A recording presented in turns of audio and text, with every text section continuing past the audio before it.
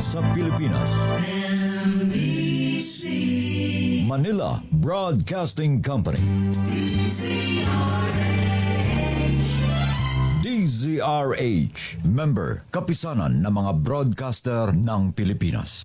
Member KBP, oras. Kapopoy, 4 na minuto na makalipas ang ika-6 ng umaga. Humahataw, humahagupit, lumalatay na komentaryo sa Himpapawid. 2 por 2. Walang takot sa paghimay sa masalimuot na isyu ng bayan. 2 por 2. Humahataw na mga balita at impormasyon. 2 por 2. Ating damhin, ating lasapin ang hagupit na 2 por 2.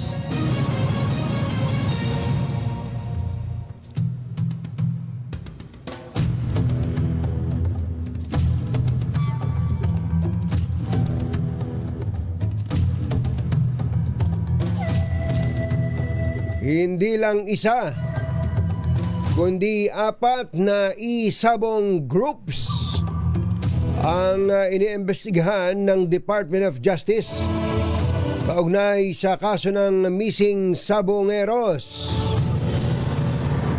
Inilarawan ni Justice Secretary Boying Rimulya ang umanay mass murder bilang corporate killings na isinagawa para protektahan ng interes ng negosyo. Tinukoy ni Rimulya ang 4 na grupong namamayagpag sa isabong industry, kabilang ang Alpha Group, Bravo, Charlie at Delta.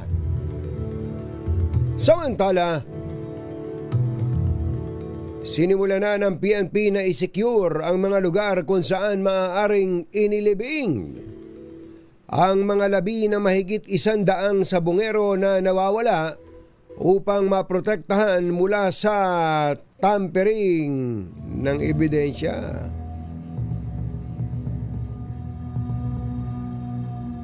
Isyu ng bayan, katotohanan, por 2. Patay din ang balak, magtago ka na. 2 por 2. Si Jerry at si Anthony narito na. 2 por 2. Hahataw ng todo, urado ka. 2 por 2. Ang katotohanan dala nila. 2 por 2. Walang sinasamba pale, maniwala ka. 2 por 2. Hataw ng gusto, tol, umasa ka. 2 por 2. 2 por 2.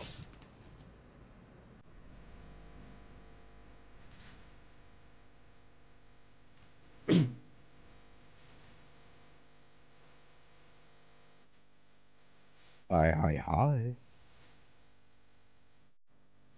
Magandang morning. Magandang umaga, bayan! Ito po si Anthony Taberna.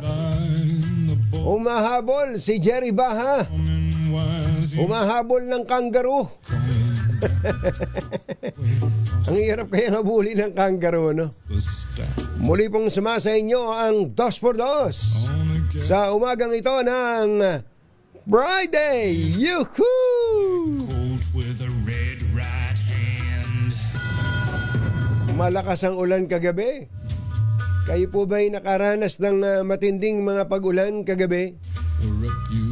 May mga lugar po dito sa Southern Metro Manila at Southern Luzon na walang pasok.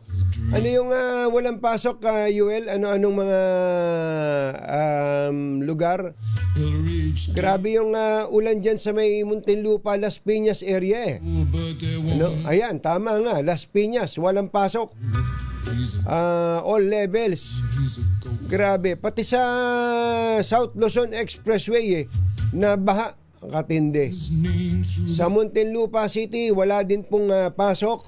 Kaya yung mga estudyante natin dyan, easy lang. Sa bagay, kagabi pa yata, sinuspindi na ang klase dyan sa inyo. Ang buong Cavite ay wala ng pasok. Ang Binyang sa Laguna, San Pedro, wala na rin pasok. Ang Laurel sa Batangas, wala na rin pasok. Mag-iingat po kayo. Andako, eto na naman tayo. Eto na naman po tayo. Pagka po panahon ng tag-ulan at matindi ang mga pagbaha, ang gagawin nating lahat, sino ba pwedeng sisihin? Sino ba pwede nating sisihin? Alam niyo naman, pagka po bumabaha, pwede tayong maghanap ng masisisi, pero hindi po iisa lang ang pwedeng sisihin. Mukat-mukat mo, katuturo mo kung sino sisisihin, ikaw pala mismo o tayo pala mismo ang dapat sisihin. Kanina lang kinukwento ni Sherwin, di ba, sa Mandaluyong, sa loob ba yun o sa labas? Sa labas, sa Mandaluyong. Nakita ni Sherwin ang mga imbornal, ano meron? Tambak ng basura. Anak ng bakang dalaga. Ang mga kumbatsero ng bayan, Katunying at Ka-Jerry. 2x2. Let's move and gay and get it on. You got the healing. Si BP Sara Duterte pala Just like they say. ay umalis na naman. Ba't ba ating aalis si BP Sara nagiging laman ng balita? King says Kasi siya ay pangalawang pangulo. Natural lang naman. Ang tanong, ang kanya bang lakad ay official? Laging ganun no? Ito ba ay OB, official business? O ito ba ay personal na lakad? Basta, bahala na sila. Kasi kung nandito naman si VP Sara, ano ba ginagawa talaga ng isang vice presidente?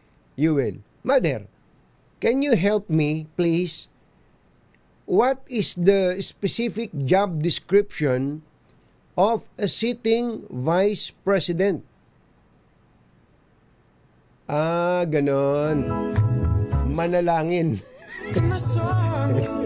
Manalangin na mawala ang Pangulo.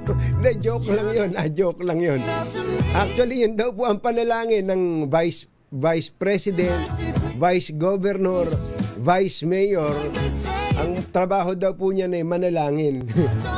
Pero may kaibahan sa Vice Governor saka Vice Mayor kasi ang Vice Mayor ay presiding officer ng City Council, no? Ang Vice Governor ay presiding officer ng Provincial Board pagka may mga session po sila, no? At sa Amerika, ang Vice President ay presiding officer din ng Senado nila. Hindi po siya senador, siya po yung Vice President, but he or she presides over the session of the US Senate. Kaya hindi ba yung beautiful bill ni President Donald Trump, tabla yun tabla ang boto kaya ang pinaka-tiebreaker nila ang Vice President who voted in favor of the bill dahil siya ay presiding officer. Pero dito sa Pilipinas, sa totoo lang, tayo din lang naman ng gaya ng lahat ng pwedeng gayahin sa Amerika. Dapat ginaya na rin natin ang setup doon tungkol sa trabaho ng Vice President. Tuloy ngayon, pagka magkababag yung presidente saka vice presidente, ang Vice President ay practically wala pong ginagawa. Kaya ngayon pag sinabing magtrabaho ka, sabihin ng iba, magtrabaho ka, Vice President Sara Duterte. Baka isagot siya, ano ba gagawin ko? Ano ba gagawin ng isang Vice President? Meron ba siyang meron bang nakalagay sa kanyang job description ng A, B, C, D, E, F, G na dapat niyang gawin? Wala, parang walang ganoon no? Unless kung magkakampi po ang presidente at vice presidente, the Vice President is given a cabinet position. Naalala nyo na mga nakaraan, si Doy Laurel, Vice President, nagkaroon ng puder yan. Si Erap, nung Vice President siya ni FBR, ano po ang naging trabaho niya? Siya po ay inilagay ng Pangulong Fidel Ramos noon bilang chairman ng Presidential Anti-Crime Commission. Kaya nga nagkaroon ng Ping Lacson Doon ipinanganak yung Ping Lacson and Beroya, 'di ba? Naalala niyo po mga kababayan, yung Task Force Habagat saka Task Force Lawin. Ang pinaka-overseer ng grupo na yon si ERAP para may magawa yung Vice President. Although they did not run together in tandem nung pong 1992. Noong 1998 po naman, si noon ay Vice President Gloria Macapagal Arroyo naging DSWD Secretary at alam niyo naman nangyari, eventually nagbabag din sila. So nawala din sa pwesto, nag-resign din si VP Sara as VP Gloria Arroyo as DSWD Secretary noon. Sino pa ba? Nung kay Noli de Castro, Vice President Noli de Castro, siya ang Housing Secretary, HUDCC Chairman. Nung panahon ni Pinoy, si Jejo Marbinay, Housing Secretary din. Nung panahon ni Pangulong Duterte, si Leni Robredo ay naging parang for a time naging Housing Secretary din siya, no?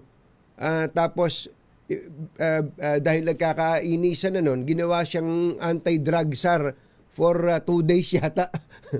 So, nakita niyo po, yung pong mga pumupuna na, VP Sara, magtrabaho ka naman. Sabi, magtrabaho ka naman. Ano kaya gagawin ng isang Vice President under our current setup?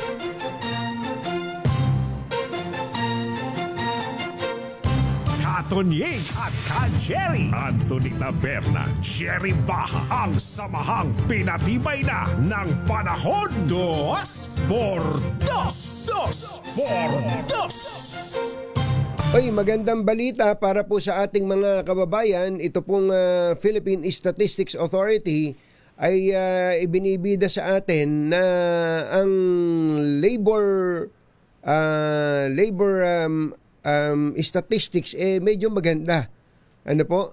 Sa inilabas po na resulta ng Labor Force Survey, lumilitaw na ang joblessness o yung pong antas ng walang trabaho ay bumaba sa 3.9% nung Mayo.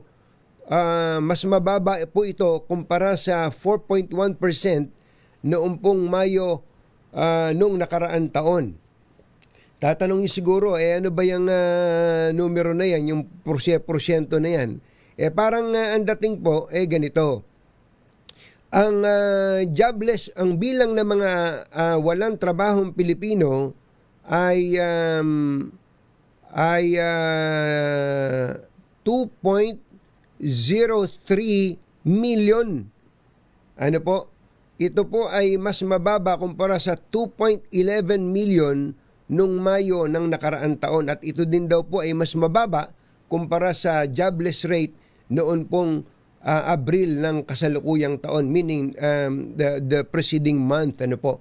So, gaano po ka-importante ito? Yung pinag-uusapan nating may trabaho at walang trabaho. Ibig sabihin, kung may nakikinig sa atin ngayon na walang trabaho, hoy, maghanap ka ng trabaho. Yun lang yun. Tapos sasabihin mo, ang hirap ng buhay wala man lang tayong pambili ng bigas, walang pambili ng ulam. Ikaw ba yung naghahanap ng trabaho? Hindi nga, ang hirap-hirap nga nung naka-standby ako maghapon Yun ang pinakamahirap gawin, mga kababayan. Yung wala kang ginagawa. Ang hirap makasurvive nang wala kang ginagawa kahit pwede ka namang gumawa. Natawa nga ako dun sa anak ko minsan si Helga. Sabi niya, ate, bakasyon ngayon no? Bakasyon pa ngayon sa ibang eskwelahan. Sabi niya sa akin Daddy, wala po akong magawa Anong wala kang magawa? Maglinis ka ng bahay. Masamang tao lang ang takot sa dalawang to. Kaya kung maitim ang balak, magtago ka na. Anthony Taberna, Jerry Baha, 2x2. Ang daming nambabas kay PAGCOR Chairman na Altenco doon sa interview natin kahapon dahil pilit daw nitong ipinagtatanggol ang online gaming o gambling.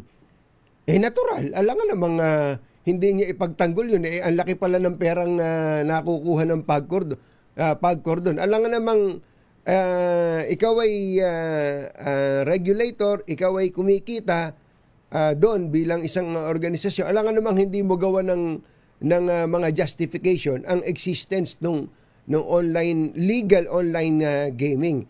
Pero alam po ninyo, kung babalik ta rin, siguro kung hindi si Altenco ang chairman ng PAGCOR, baka kasama rin siya sa nagsasabing iban ang online gaming Kaya lang, nandun siya sa posisyon na yon. May kanya-kanya tayong papel. Katulad din halimbawa na spokesperson.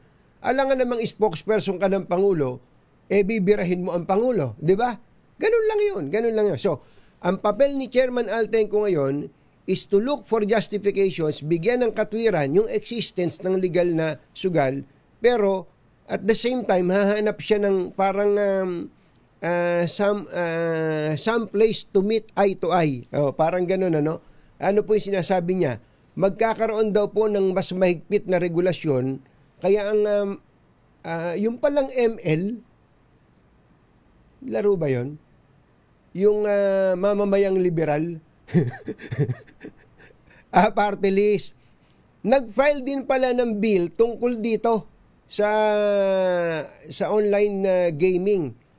At magugulat kayo, akala ko nga yung mga taga-kakamping, kasi ito pong ML, ay pangunahing magsisisigaw na itigil ang gaming, magpatupad ng online gaming ban. Aba, magugulat kayo, sila Cheljokno ba yun, Yuel? Cheljokno, ay di, Akbayan pala. Sino ba yung nag-file kahapon ng no to total ban? Akbayan. Akbayan pala. Kala ko'y ML. Pero yung Akbayan, kung din yan kakamping din yung grupo na yan, di ba? Oo, Akbayan pala, hindi pala Sorry na. Ang proposal nila, higpitan ng regulasyon, hindi total ban. So parang yun ang linya ni di ba? Ni Altenco. Pero yung proposal ni Mig Zubiri, tapos yung proposal ni Congressman Valeriano ng Maynila, total ban. Kayo po mga textmates, mga text partners, ano? Kung ako tatanungin niyo, gusto ko muna para lang kwentas klaras, umpisa pa lang. Kung ako tatanungin niyo sapagkat ako ay hindi naniniwala sa sugal, ayokong magsugal at bawal magsugal para po sa aking paniniwalang personal at pangrelihiyon, ano? Sasabihin ko kahit legal o illegal na sugal, dapat bawal. Dahil ito naman ay isang social issue, kayo na tatanungin namin. Ano po? Mga textmates, mga text partners, if you were in the shoes of the government, would you favor a total or a partial ban or just a mere regulation ng online gaming / gambling? Sige, sumali kayo sa usapan para sa gayon ewan ko lang, baka naman nakikinig sa atin ng mga mambabatas pagka po sila ay magtatalakay na ng ganyan o ang pakikinggan lang nila yung pong kanilang mga katsokaran. Oras po natin, Mr. Jalom Tang, Laktiam Jap Dihun, 6:22 ng umaga. Yun, tingnan ko nga lang ito. Magkaiba pa tunog, ha? Ayos, ha? Dala-dalawa na yung panto. Ayan ito. Uy, iba pala yun. Ang nanalo. Parang ganun, ano? Pinaglalaroan ko lang ito. May mga bago pala tayo dito, Ito. Iba naman yun. Kung ano-ano na mga bago dito, pinagpipindot ko lang. Oras po natin, 6:22 ng umaga, ACS Balita. Susunod na. Makatotohanan, balita ang maaasahan. ACS Balita. Walang makakaligtas, walang makakalampas. Saan mang sulok ng kapuluan, Luzon, Visayas hanggang Kamindanawan. Basta't may balita, ipagwagwagan ng sikat na tagapagbalita. ACS Balita. Kasama ang 2x2 tandem Anthony Taberna at Jerry Baja. ACS ACS Balita. Ang programang ito ay hatid sa inyo ng ACS Manufacturing Corporation, ISO certified, maker of world-class quality Pride detergent.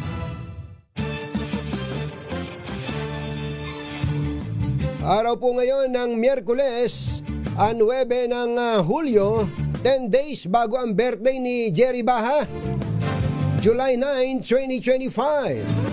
Sa ulo ng ating ACS Balita, Pilipinas nasungkit ang bagong Guinness World Record bilang may pinakamalaking display ng solar-powered lamps sa mundo.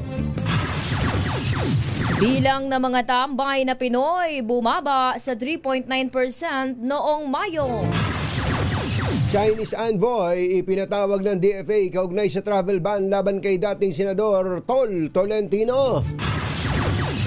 44% ng mga Pinoy naniniwala na dinedelay ng Senado ang impeachment trial ni VP Sara.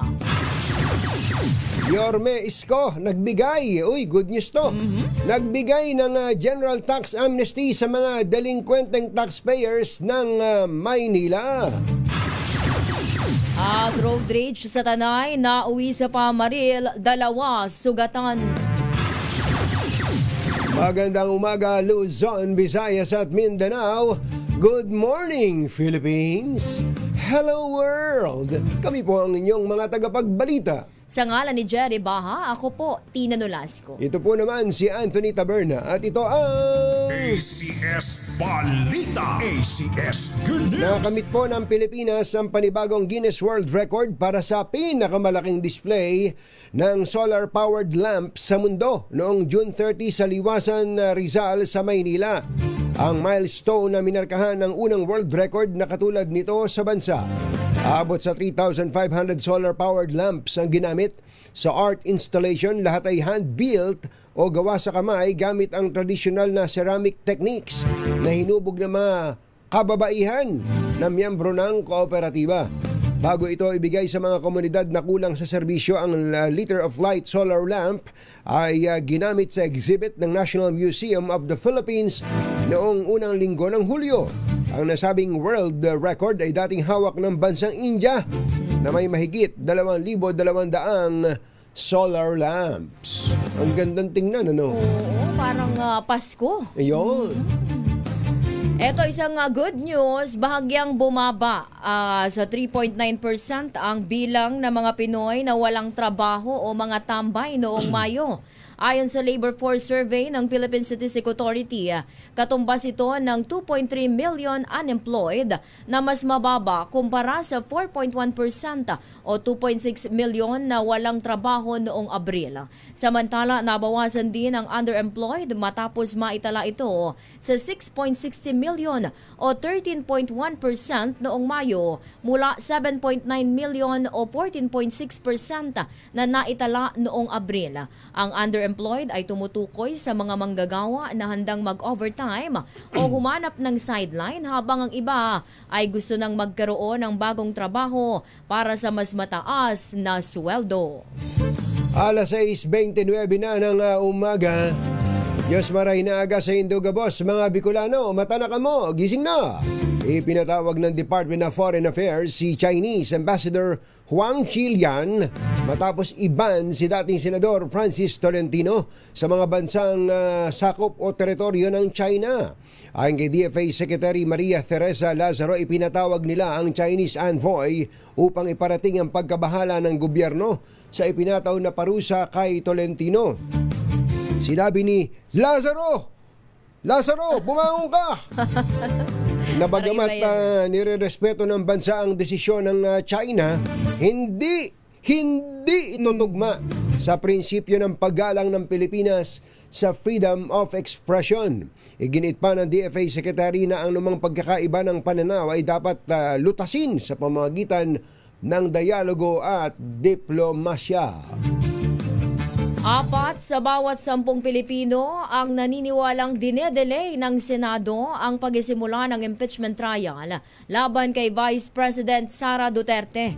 Base sa survey ng Social Weather Station, 44% ang kumbinsidong sinasadya ng mataas na kapulungan na patagalin ang pagsisimula ng paglilitis habang 25% naman ang hindi naniniwala. Mayroon ding 22% na undecided at 9% ang hindi ang kaalaman para salita sa issue. Samantala, lumabas din sa survey na 42% ng mga Pinoy ang tutol sa impeachment habang 32% ang pabor. Isinagawa ang SWS ang non-commissioned survey ng noong June 25 hanggang 29 ngayong taon sa pamagitan ng face-to-face interview sa 1,200 respondents sa bansa. Alas 6:31 na ng umaga, Director Dennis Ayag, mayong aga, mga pinalangga, bugtaw na kamo, gising na. Naniniwala si Vice President Sara Duterte na marami sa mga Pilipino ang batid na purong political persecution lamang ang ibinabato sa kanilang pamilya. Ito ang tugon ni VP Sara nang matanong sa isang panayam sa The Hague, Netherlands, hinggil sa resulta ng survey ng SWS kung saan 42% ang nagsabing hindi nila sinusuportahan ng impeachment trial laban sa kanya. Nasa 32% naman ang umaasa na matutuloy ang paglilitis habang 18% ang walang pake. Eto, good news sa mga malilenyong taxpayer. Inaprobahan na ni Mayor Isko Moreno ang General Tax Amnesty na naglalayong pag-aanin ang pasanin ng mga taxpayer ng lungsod ng Maynila.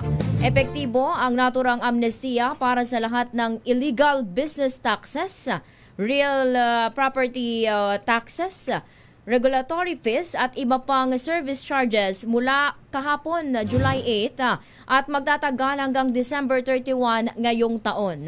Ayon kay Yorme, maraming negosyo sa lungsod ang naghihirap dahil sa tumataas na ang mga presyo ng bilihin at serbisyo, gayon din sa problema sa pandaigdigang ekonomiya. Bunso dito, mas minabutian niya nila na unawain ang mamamayan at bigyan ng tamang pansin ang mga hamong kinakaharap ng mga taxpayer. Sa kabila ng patong-patong na problemang pinansyal ng lungsod, nais ni Yorme na maramdaman ng mga residente na pinagagaan ng lokal na pamahalaan ang hirap ng mga nagbabayad ng buwis.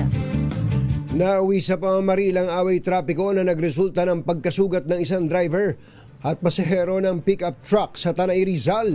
Nasa kritikal na kondisyon ang biktimang driver habang nakalabas na ng ospital ang sugatang pasahero na tinamaan ng bala sa paa.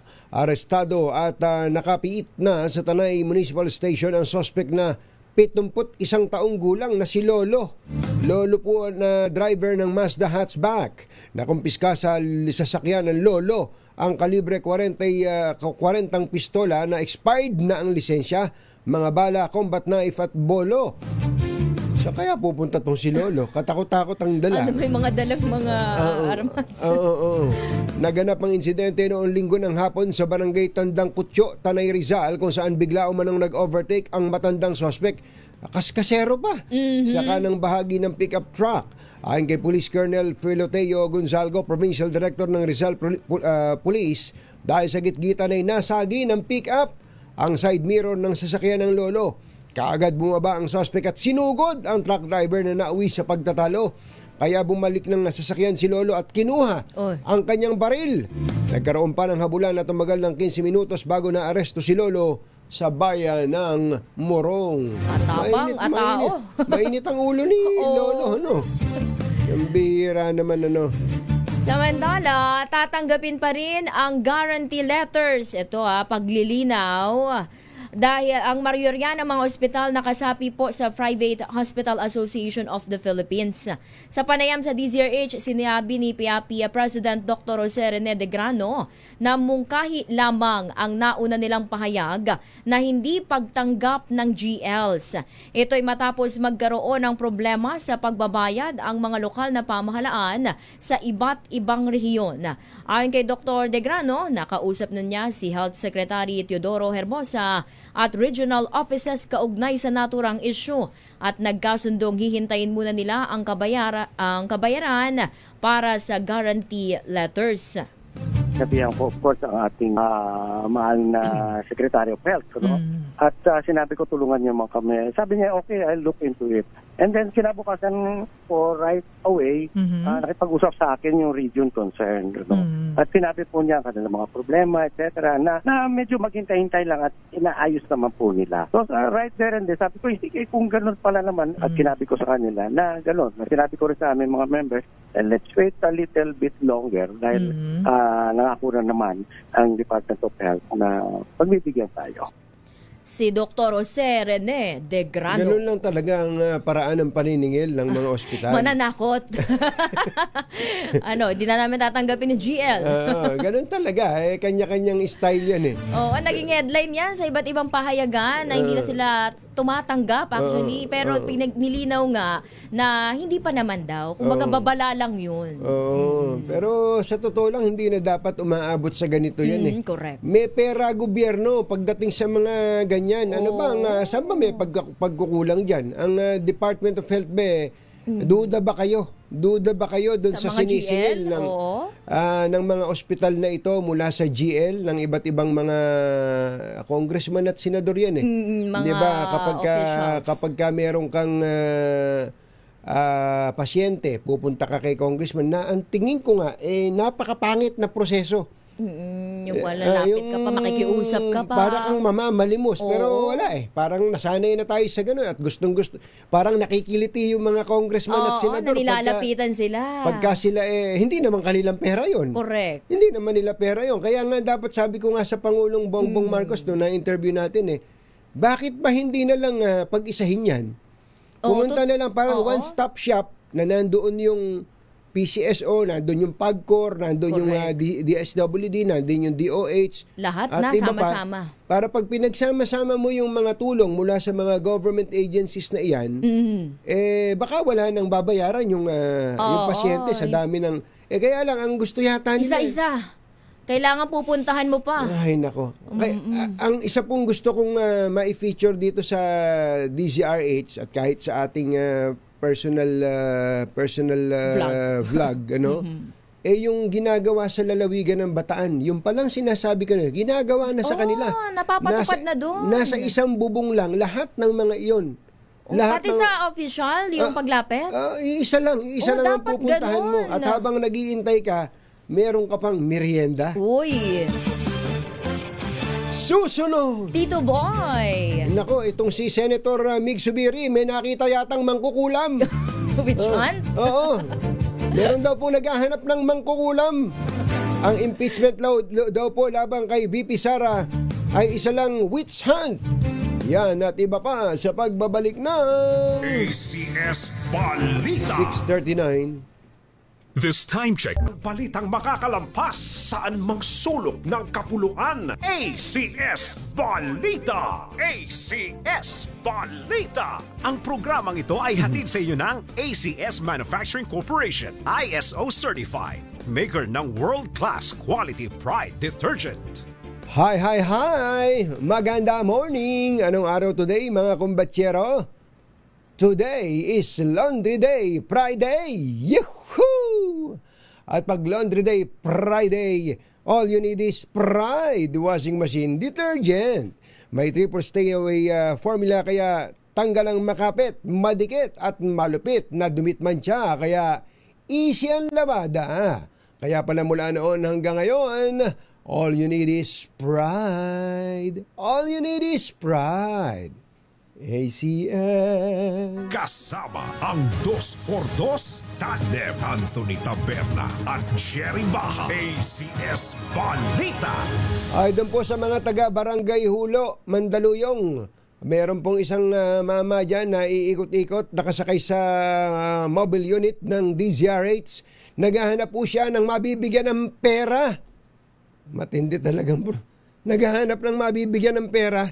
Wala po kayong ibang dapat gawin kundi lakasan po ang inyong radyo o TV para kayo po ay kanyang mapansin.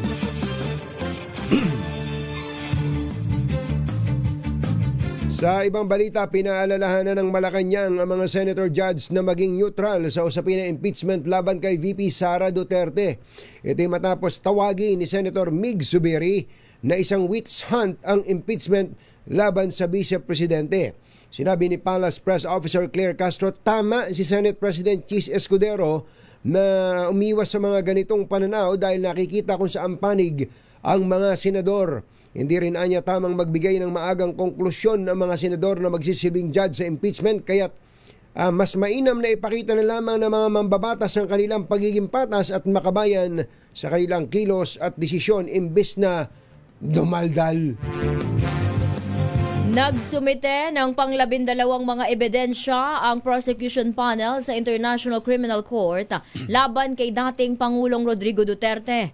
Sa dokumentong may petsang July 4, kabuang 1,253 ang pahina ng dokumento na hinati sa 10.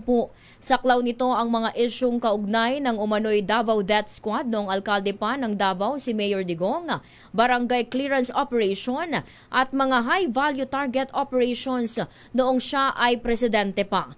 Una nang itinakda ng ICC Pre-Trial Chamber ang July 1 bilang deadline para sa prosecution sa pagsumite ng lahat ng ebidensyang gagamitin para sa confirmation of charges hearing sa Setyembre. Umarangkada na ang masusing investigasyon ng Korte Suprema hinggil sa hukom na umanay sangkot sa kaso ng mga nawawalang sabungero.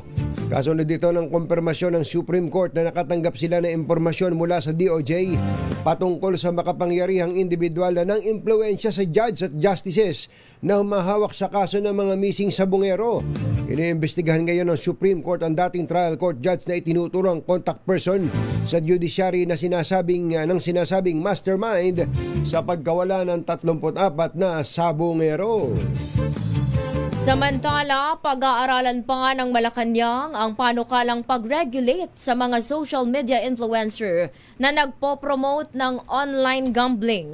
Ayon kay Palace Press Officer Claire Castro, kailangang pag-aralang maigi ang naturang suwestyon sa pangambang maaari itong tingnan bilang pagsawata sa freedom of expression. Muli namang ipinaabot ni Castro ang pakikisimpatya ng Pangulo sa mga pamilyang na biktima ng online sugal, partikular na ang mga may kaanak na nalulong na rito. Ayon kay Castro, tinitingnan ni PBBM ang posibleng pagtaas ng buwis para sa mga online gambling operator bilang isang aksyon kontra online sugal. Una nang tiniyak ng palasyo na hindi haharangin ng presidente ang anumang panukala na layong tugunan ang gambling addiction ng mga Pilipino. Naghatid sa kabuuan ng ating ACS Balita, ito po si Anthony Taberna. At ito naman po si Tina Nolasco. Kasama ang 2x2 tandem Anthony Taberna at Jerry Baja. ACS Balita. Napanood niyo ba, Engineer Tony Nanggel, 12 minutes bago mag alas 7 ng umaga, itong kwento nung dating basketball superstar na si Paul Artadi. Nagpunta siya ng Europa, kasama niya yung kanyang misis. Sumakay ng tren. Sumakay ng tren. May nagmagandang, marami silang bagahe. 5 yata maleta nila eh. May nagmagandang loob na malaking lalaki daw at tumutulong. Nag-offer na tutulungan sila. Ayun. Pagsakay ng tren, nawala ang kanilang bagahe. Tinira ng mga nag-offer na tumulong po sa kanila. Ganyan po kadelikado sa ayoko namang lahatin, pero karamihan po sa mga bansang malimit puntahan ng mga Pilipino, marami na pong kwento tungkol sa mga pang-hold up, mga nakawan, hindi lang po sa mga tren, sa bus at mga kalsada, kundi pati sa hotel. Oo, isip-isipin niya, may mga reklamo pa na mga vault, yung vault mismo, di ba pagka papasok ka minsan sa hotel, may safe doon, safe, tapos maglalagay ka ng sarili mong code, lagay mo yung gamit mo. Aba, talagang yung ibang mga hotel, yung mga tao doon, baka kasabwat na talaga eh. Isip-isipin mo, meron pong mga kaso na ang Pilipino nag-iwan ng pera doon, hindi naman kukuhanin lahat ng pera. Mag-iiwan pa ng konting pera. At pag nagreklamo ka sa front desk, sasabihin, baka naman nakalimutan mo lang, baka naman nagasta mo na yung pera mo. Nako, marami po talagang ganun. Kaya kung iniisip nyo sa Pilipinas, hindi safe, think again.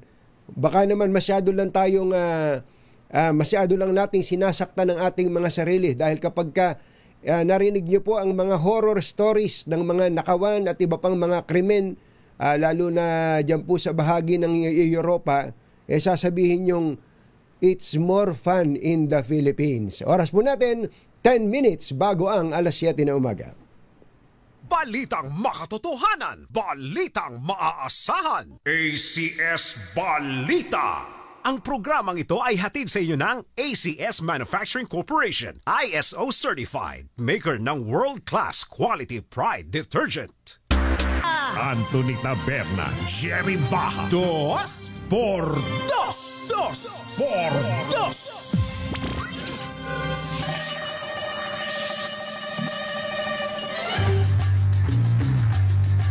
Ayun! 4 na minuto na lang, alas 7 na umaga. Alin ba ang mission impossible dito? Ang mapapatigil ang online gaming? O ang mapapanatili ito? Ayan. Marami tayong mga kababayan na ang opinion ay magkasalungat. Natural lang po yan dahil nasa demokrasya po tayo. Marami po ang nagsasabi, tigil na yan, total ban na yan. Kaya nagsasabi naman na, hindi, i-regulate lang yan. Paano naman kami? Mukhang dito ba sa DCRH may mga nalululong sa online gaming? Meron ba dito?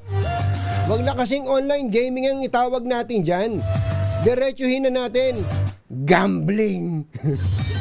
Diretsuhin na natin para wala nang cheche-bureche pa. Sugal po yan mga kababayan. Alam niyo po ba na dahil po sa mga panukalang inihain sa Kongreso na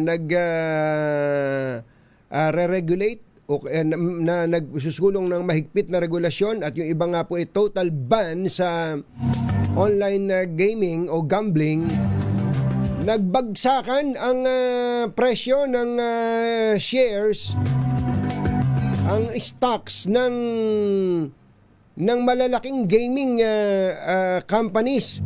Halimbawa po itong DG Plus, yung malaki, ito yata yung pinakamalaki, no?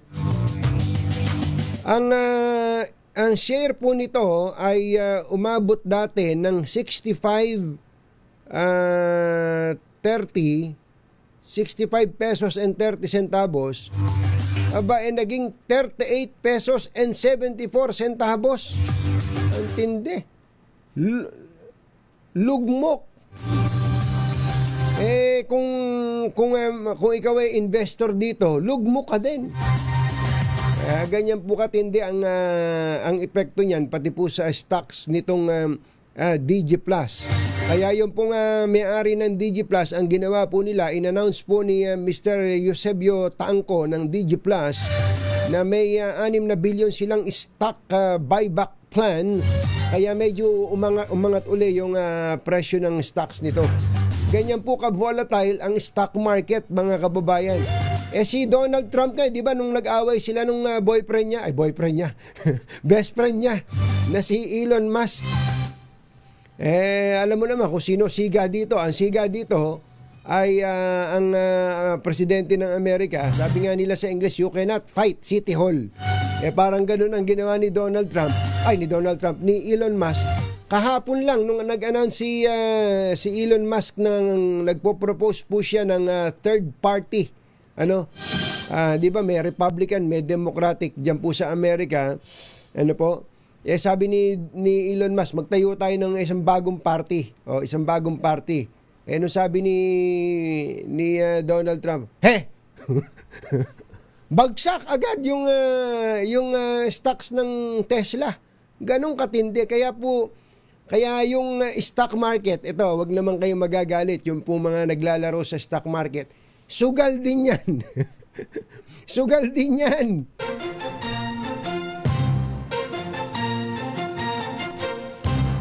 Atonying at Jerry. Anthony Taberna, Jerry Baha, ang samahang pinatibay na ng panahon. 2 por 2. Standby lang, Sherwin. Nabasa niyo po ba itong artikulo na inilabas po ng isang kumpanya na ang pangalan po ng kumpanya ay Fintech, ito pong Roshi PTE Limited. Ito pong kumpanyang ito ay Singapore-based at ipinakikilala ang kanyang sarili bilang isang loan marketplace. Aba, sabi po dito sa report na ito ng Roshi ay ang Pilipinas daw po, ang Pilipinas daw po ay may nakatatakot na sitwasyon ngayon pagdating sa pangungutang ng mga Pilipino. Hindi po yung utang na binabanggit nating 17 trillion, hindi po yun. Ito po yung credit card. Yuel, may credit card ka ba? Marami. Ba, sana all. Mother, may credit card ka ba? Oops. Mukhang takot sa utang ito. Ikaw, paring Ray, may credit card ka ba? Wala. Sino pa ang may credit card dyan? Ara, may credit card ka ba? Wala. Alam niyo po ba ang pag-aaral na ang uso po kasi ngayon, alam niyo sa Singapore, ako kaya kong magkwento, ini-encourage po nila ang cashless transaction. Ano po? Kung meron pong mga establishments diyan na kahit meron kang dalang cash, hindi nila tatanggapin because they encourage cashless transaction. Meron kang credit card, debit card at iba pa. Ito po yung pag-aaral na nasumpungan nila. Ang Pilipinas daw po, ang mga Pilipino daw po, ang average credit card debt o yung utang ng isang may tanga ng credit card ay about $2,092 o Singapore dollars, o ang katumbas po nito ay 92,800 pesos. Yun yung average na utang sa credit card ng mga Pilipino.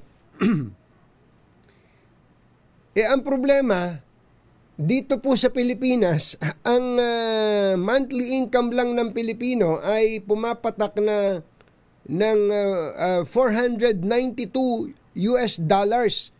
o 21,900.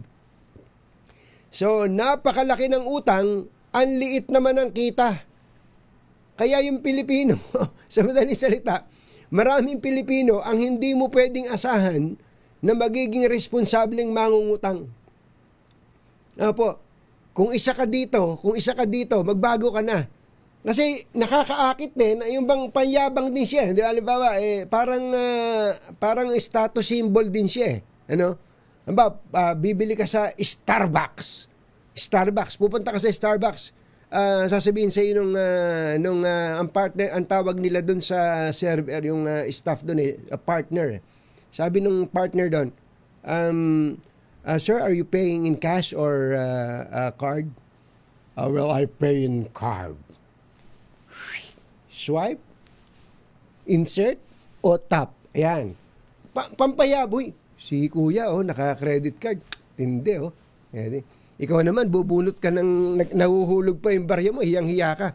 Nung pala, mas nakakahiya siya. Bakit? Hindi siya nakakabayad ng credit card niya. Ikaw na may cash, ikaw ang mas matindi. Dahil baka nga mas marunong ka magtipid. So, mukhang kailangan, marami pa tayong bigas na kakainin in so far as using our privilege dito po sa credit card. Sayang ang ganda po nung cashless transaction di po ba, mga kababayan? Wala na po yatang tindahan dito na yung legal na establishment na walang credit card port. May credit card port na maganda po talaga siya. At yan na po ang hindi lang sa Pilipinas, sa Singapore, pati sa iba pang panig ng mundo. Pero dapat po siguro matuto tayo na to live within our means. Kung meron tayong credit card, kasi yung mga bangko na yun napakagaling magbigay ng credit card di ba? Oh, hindi, libre yan. Wala kang babayaran dyan. Oh, ito, credit card. Oh, wala kang fill out. Kung may bank account ka sa ito, okay na. Makaka-credit card ka naman. Sabi nga ni Yuel, meron siya sa meron siya sa Metrobank, meron sa BDO, may sa AUB, meron sa lahat na yung bangko meron eh. Ang tindi nito si Yuel eh. Pero if you don't know how to live within your means, gupitin mo na yung credit card mo dahil malulubog ka sa utang. Buti na lang at nag-report itong Roshi na to na paalalahanan tayong lahat, mga kababayan. Uulitin ko lang, let us live within our means. Kung ano lang yung meron tayo, dun lang tayo iikot sa paggastos. Kahit na bumili pa ng bagong iPhone yung kaibigan mo, huwag kang bumili ng bagong iPhone, maayos pa na may cellphone mo. Bumili siya ng bagong tablet, huwag kang bumili ng tablet, maayos pa naman yung tablet mo. Bumili siya ng bagong Air Jordan, bumili ka rin. Dahil sa naiinggit ka, huwag. Sapagkat hindi mo naman pala kaya. Magpalaki ka muna ng muscle mo bago ka bumili ng gusto mo. Masamang tao lang ang takot sa dalawang to. Kaya kung maitim ang balak, magtago ka na. Anthony Taberna, Jerry Baha, 2 por 2. Binabati pala natin ang happy birthday si Don Bernard Peralta. Happy birthday Kuya Bernard.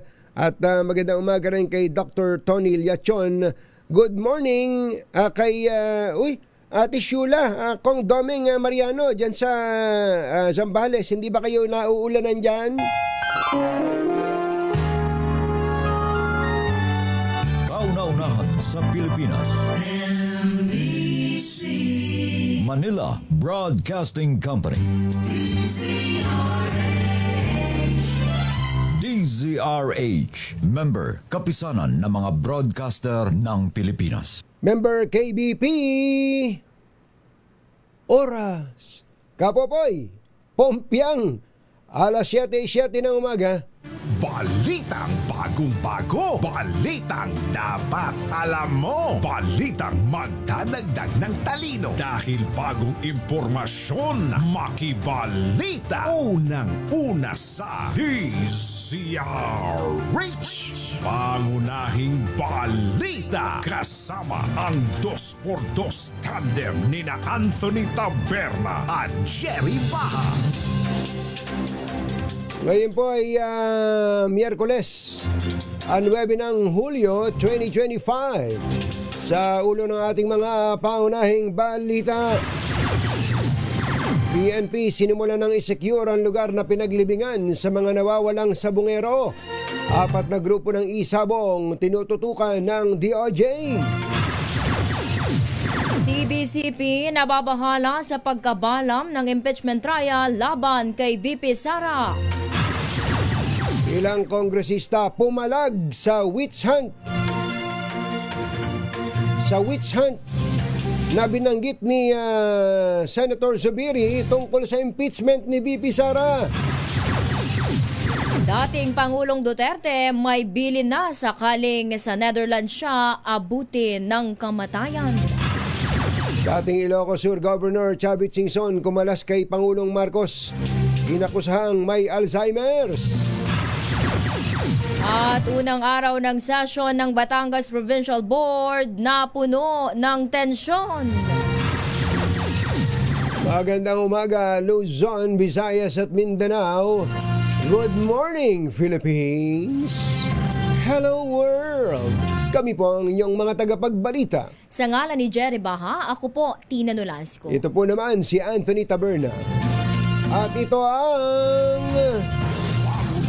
Pangunahing balita. Bago lang ang detalye ng ating mga pangunahing balita, mamigay muna tayo ng pera. Tina, may nanalo na ba?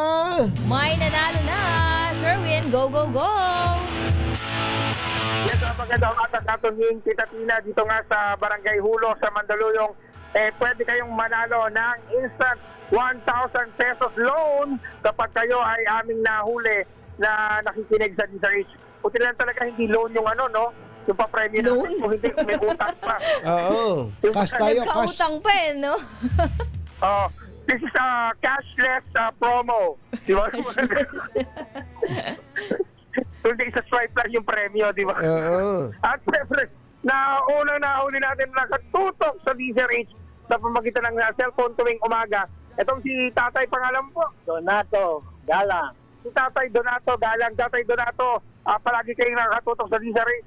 Oo po. May credit card na ho ba kayo? Wala eh. Gusto na ho ba magkaroon? Para sa bandi. I'm living within my means. Ayun, di ba? Nakikinig. Ayan, ayos. Magkano po ang kailangan nyo araw-araw? Na pera? Gastos nyo araw-araw. 1,000. Bigyan mo na kagad. Bigyan mo na kagad. Bigyan mo na kagad. 200 yan dapat, di ba? Sige. Kasi may maintenance pa. Oo, panggamot. May pang-maintenance pa. Dahil you live within your means, eto meron kayong 1,000 pesos cash. Yan ha. 1,000 pesos. Ano masasabi nyo kayo? Thank you. Maraming salamat. Dos por dos. Yan at palaging sino pinakikinggan nyo pag umaga? Si Anthony Taberna at si Jerry Baha. Yo! Meron Jerry Baha dahil meron kayong 1,000 pesos. Meron pa kayong dagdag additional na matatanggap na grocery mula yan sa DZRH. Siyempre meron din kasama na imbag na bigas ng DZRH at DZRH t-shirt yan para po sa inyo. Yan. Maraming salamat. Congratulations. Thank you. Thank you.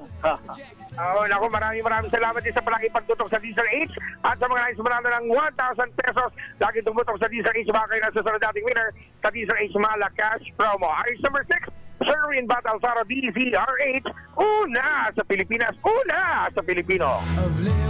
Thank you, Sherwin. Flash Report. Flash Report! May sunog. Saan yung sunog?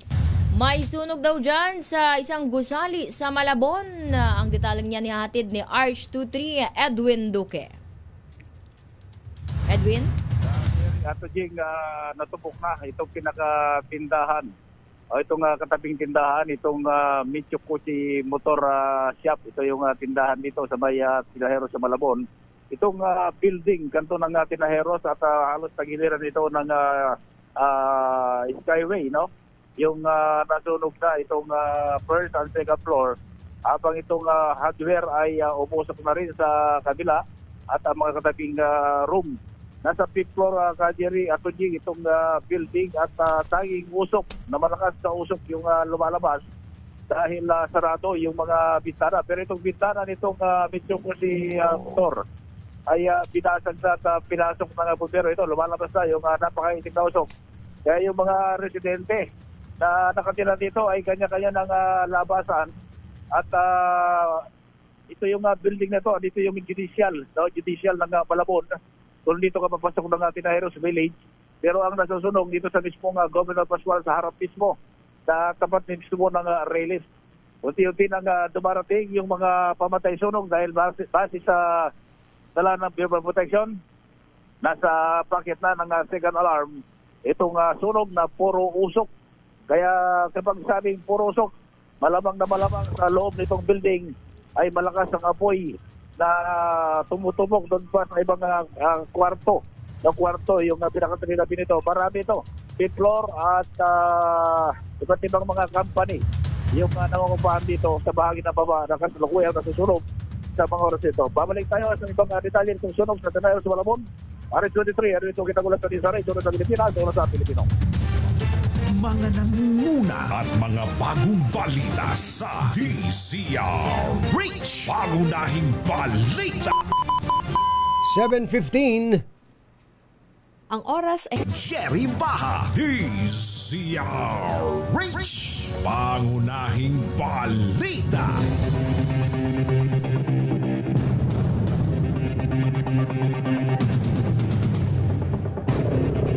Ibinunyag po ng Department of Justice na tinitingnan nila ang posibleng koneksyon ng 4 na isabong group sa pagkawala ng mahigit 100 sabongero Tinawag ni DOJ Secretary Jesus Crispin Remulla ang umano'y mass murder bilang corporate killings para protektahan ang industriya ng isabong.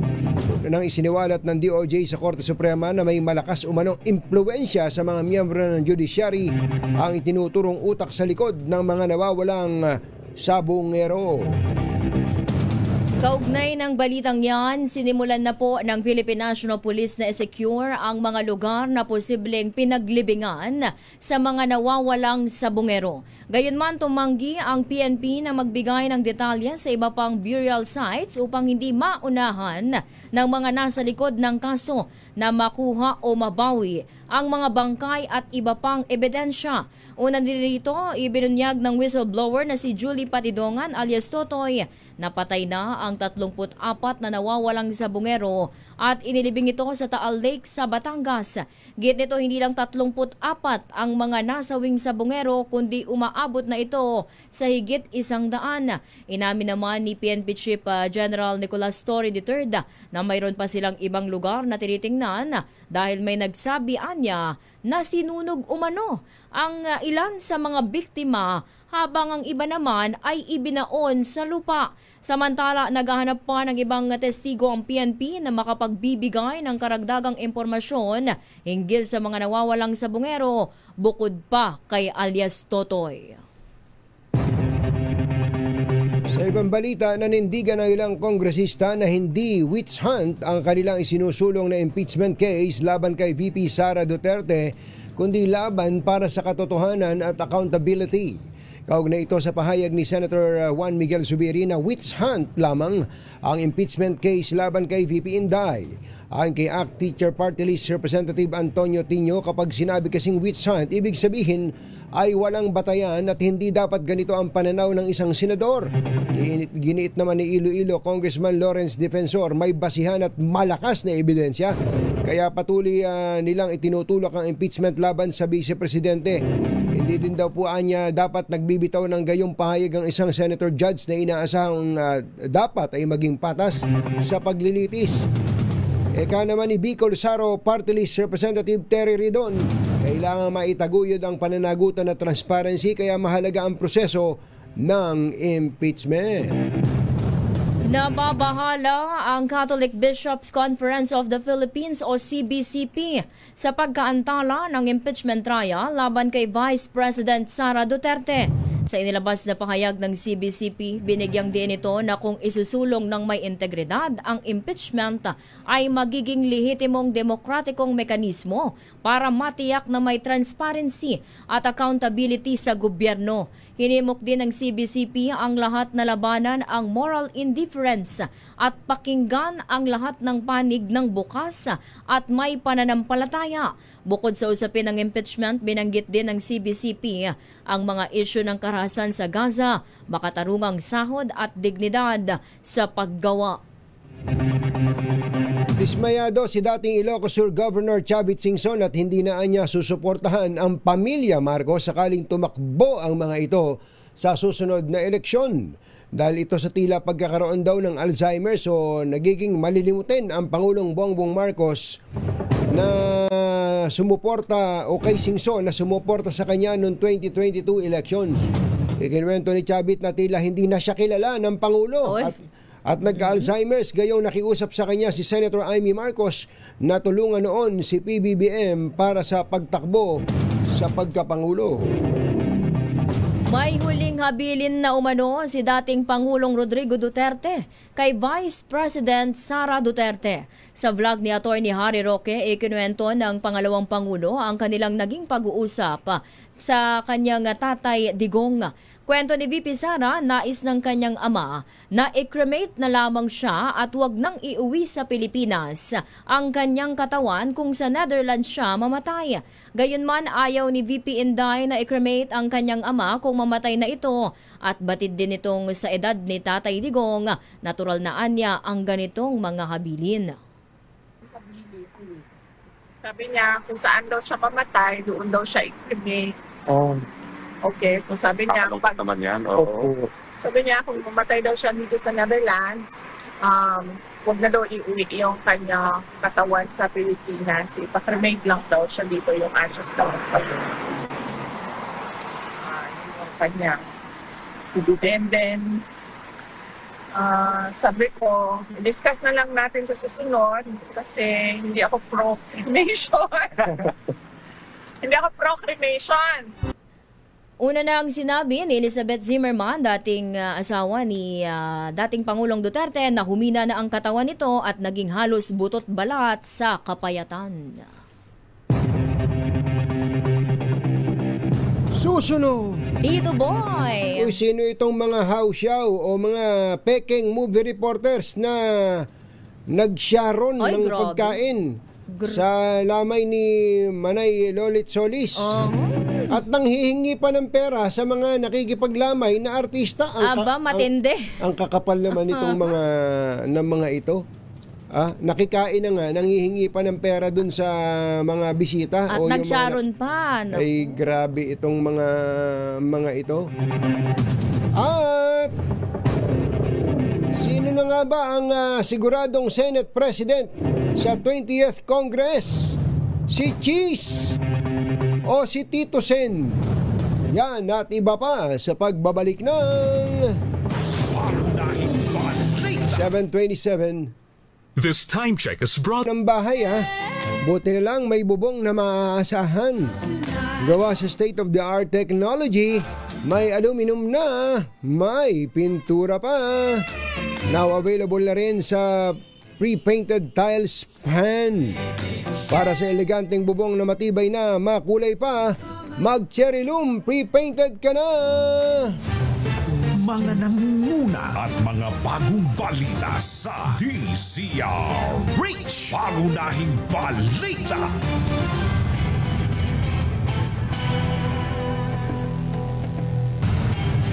Hindi ng music natin pang bad boys to Ang sabi nga nila, itong kausap natin, badass. Secretary Boying Rimulya ng DOJ Secretary, magandang morning. Si Katunying po ito. Good morning, Katunying, at magandang umaga sa mga nakikinig sa atin. Opo, Secretary, unang-una na lang po, yung application nyo sa pagka-ombudsman, bagamat marami po ang natutuwa, marami ding nagtatanong, bakit ba kayo nag-a-apply sa pagka-ombudsman? Alam mo, Katunying, matagal ko nang tinitingnan yung posisyon na yan nung bata pa ako. Actually, nung graduating kami sa College of Law, nung tinake up namin ang Philippine Constitution, fascinated na ako sa idea ng ombudsman. And ang sasayangan lang ako na hindi ito nalulaunch na maganda. And I think that it's about time that we made it a significant position in our society. Kasi, hindi lagi angkop yung nilalagay natin sa ombudsman. Magagaling sila, pero hindi sila angkop. Anong ibig sabihin hindi angkop? Well, yung kasi ang demeanor na kinakailangan mo ito aggressive para dapat proactive, hindi retiring ang iyong forma rito kasi ang deadline sa corruption yesterday, Katunying, hindi ka pwede maglagay ng retired racehorse dito. Dapat dito ang nilalagay natin talaga yung aggressive at talagang gustong baguhin ang pagtakbo ng gobyerno natin. And ako Katunying, I've always been spirited about what I do. I'm very passionate about what I do, and I think that it may be the job that's cut out for me in the end. Ang isa pong laging nababanggit pagdating sa fight against corruption, yung Corruption Commission ng Hong Kong, ang napaka-aggressive daw po nun. Tingin niyo po ba ay kailangang maging ganon o kaya ay halos ganon ang ating ombudsman? Dapat talaga tapangan na natin ang timpla ng ombudsman para mataldahan naman yung mga wala na kasi impunity na ngayon, Katunying culture of impunity in corruption wala na hiyaan ngayon from the lowest barangay up to the different big offices. Meron tayong problema talaga. Kaya mahalaga merong babalanse ng pagtingin natin sa governance at sa proper way of doing things in government. Yun lang ang tingin ko talaga kasi nga para swan song to I'm 64 and probably at the peak of my abilities, so it's the best time to offer myself for this position. Actually, ngayon ko lang naalala, si outgoing ombudsman si Uncle Samuel Martires ay retired Supreme Court Justice. Si Conchita Carpio Morales ay retired Supreme Court Justice. Parang medyo may no offense. Template na natin. Parang ganun ang nangyari, no. So ang sinasabi nyo, dapat mabago yung ganung klase ng paradigm. Yes, because it's not a retirement job, Tunying. Sa Tunying, it is the most important job in this country and it's not a retirement job. At saka para hindi natatakot ngayon ng mga opisyal ng gobyerno sa ombudsman, ano? Exactly. Kaya dapat maglagay tayo ng ibang ibang approach dito eh. And I think I have a lot to offer kasi alam mo naman tayo, Katunying. If there is one trait in me that's a little unique, it's my creativity. I can be very creative about how to go about things. Kaya yun lang. Kaya naisip ko probably I have to offer myself and tell people I'm open to taking this position because it's already parang na yan eh. Parang swan song ko na yan para patapos na tayo sa career natin sa government. Ang isa po sa mga dati, nung ako po'y aktibo pa sa pagiging reporter, napakadaling kumuha ng salin sa ombudsman. Ngayon po ay yung panahon ni Uncle Sam, medyo naghigpit po siya eh. Ang tingin ko, basta may probable cause, dapat madaling kumuha yan. Kasi, it's just a basis for investigating everybody. It is a standard that is set so that we will all be honest about what we do. Parang nawawala na, hindi na siya ganon.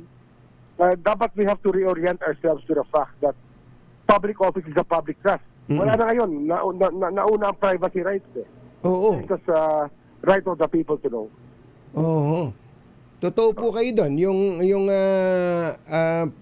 artikulo ng konstitusyon tungkol sa public accountability, yung bang at all times must be accountable to the people. Ito pong mga opisyal at empleyado ng gobyerno, para ngayon ay laging hindi, paano na yung karapatang pribado ko, pantao ko. Kaya iangat natin ang antas ng paglaban ng gobyerno against corruption.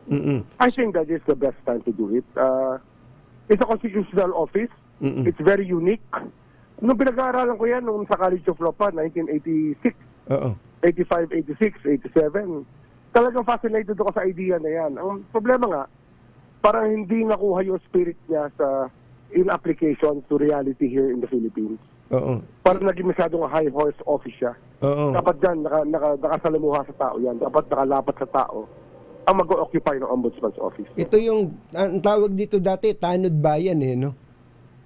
Yes. For a time, it was called Tanod Bayan.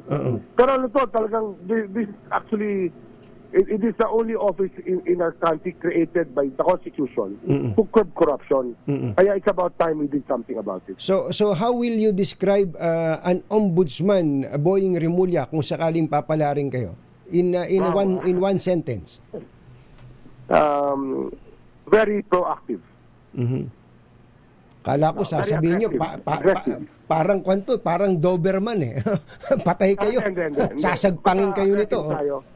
Aggressive tayo. We have to set the tone for the public so that we will have a standard for good governance.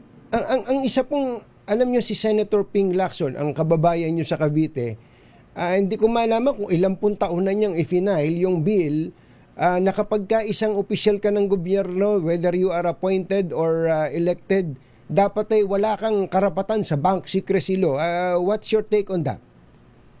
Tama rin yan. I think it's right. Tama yan. Bakit? Ano yan? Dapat transparent tayo. Kaya we have to set the standards na nga na para masunod naman ang gusto ng taong bayan. Kasi all of us should be accountable. Dapat lahat kami accountable sa taong bayan. Parang naunang-una pa nga ang privacy rights, then the privacy and privacy rights, which is a bad excuse for hiding whatever there is to hide.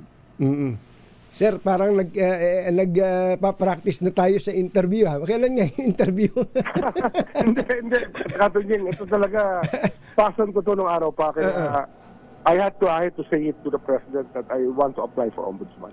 Oo. Kasi talagang passion ko itong opisinang ito. Gusto ko talaga magamit ito para sa kabutihan ng ating bayan. Hindi ba, ano sabi ng Pangulo? Hindi ba sabi ng Pangulo, kailangan kita sa DOJ kaysa sa ombudsman?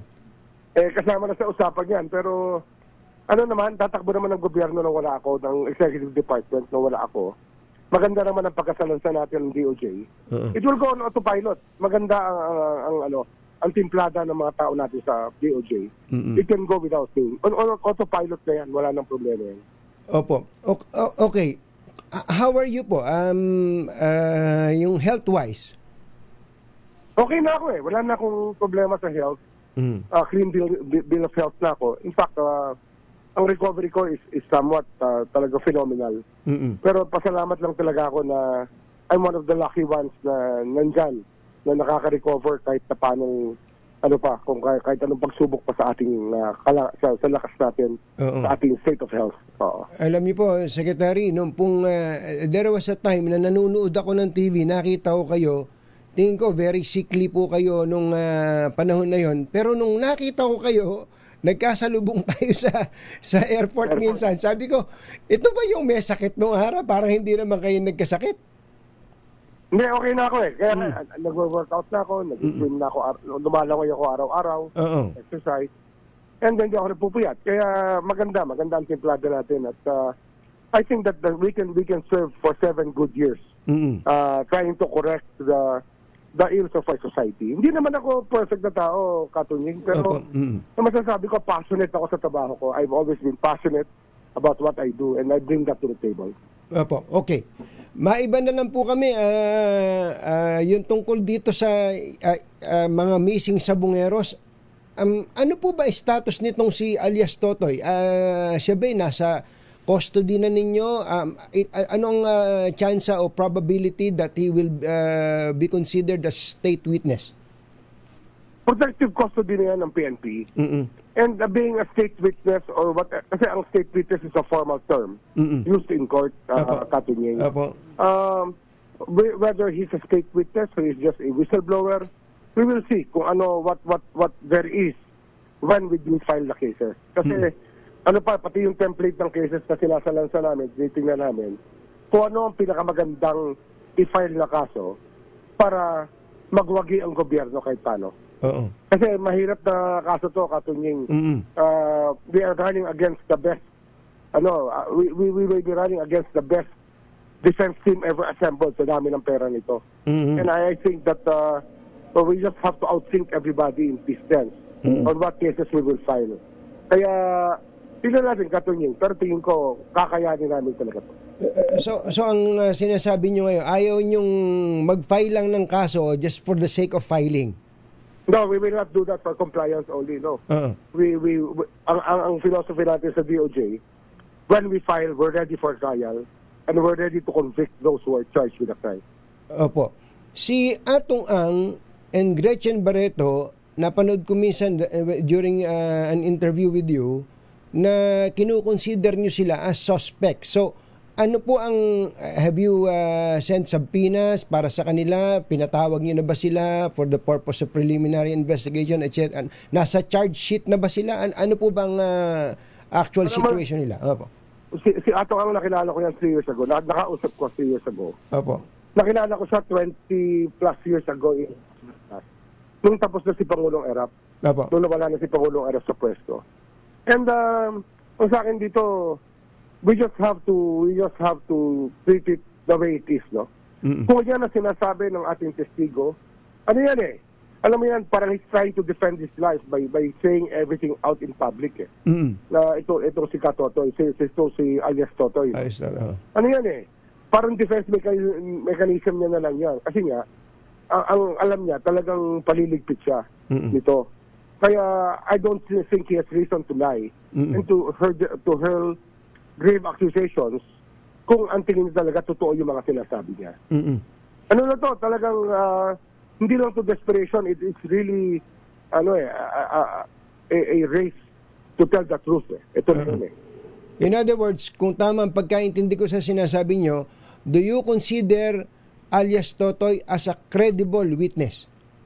Yes, a very credible witness. Okay, Secretary Boying, maraming salamat po at again, thank you po. Thank you po.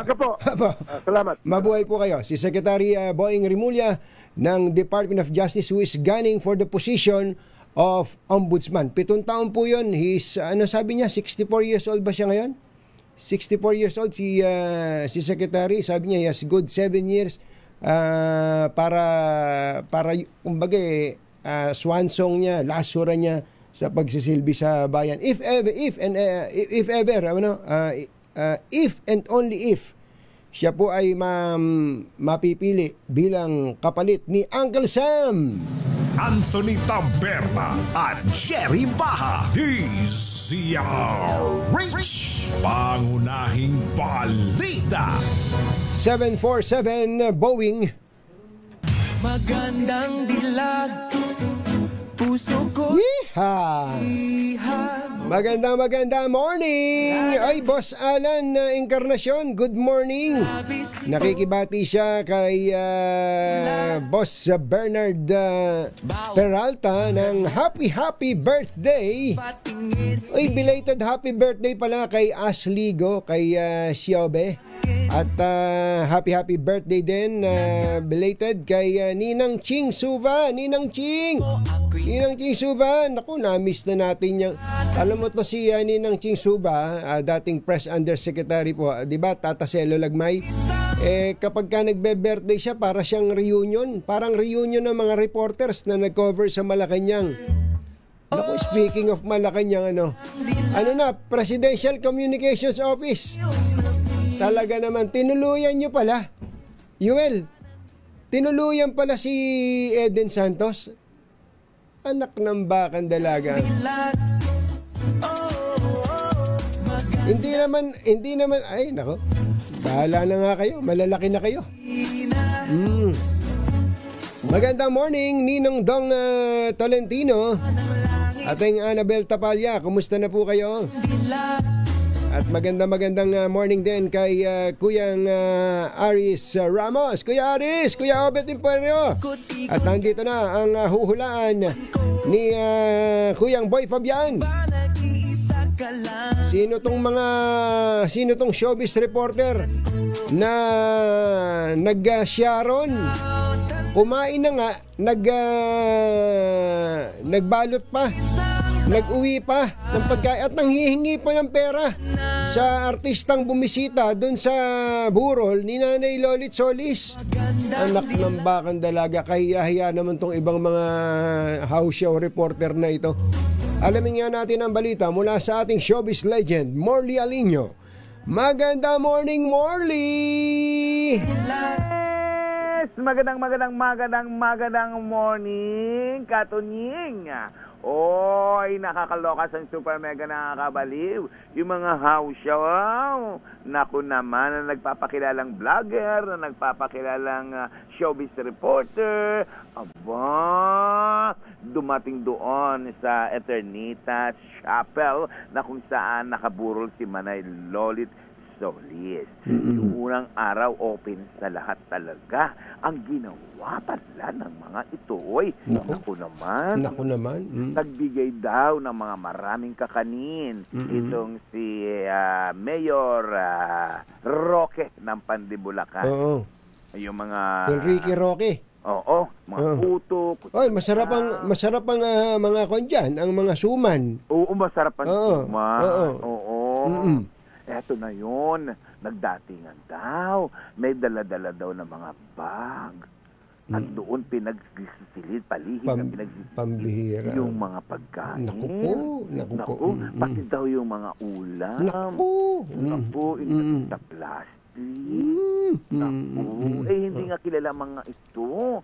Diyos niyo. Kaya nung pumunta ako doon sa sa Eternitas, dahil hinarang ako. Inarang ka, ayaw kang papanikin doon sa burol. Baka mag-uwi ka. Inarang ako. Ipinagbabuti na lang. Tinignan yung listahan. Buti na mukhaan ka ni Gorgie. Naku, pag hindi niya ako namukhaan, ihulog ko siya. Hindi, pero alam mo, Tita Morley, nakakainis yung ganyang mga tao, no? Pumunta na nga doon, tapos nakikain na nga, ang daming pagkain eh. Dami. Ang daming pagkain eh. Tapos, nagbalot pa, at ang pinakamatindihan ni sinabi, nang hihingi. Oo, binigyan si Congresswoman Lani Mercado ng mga pangalan nila. Oo. Oo, inabot.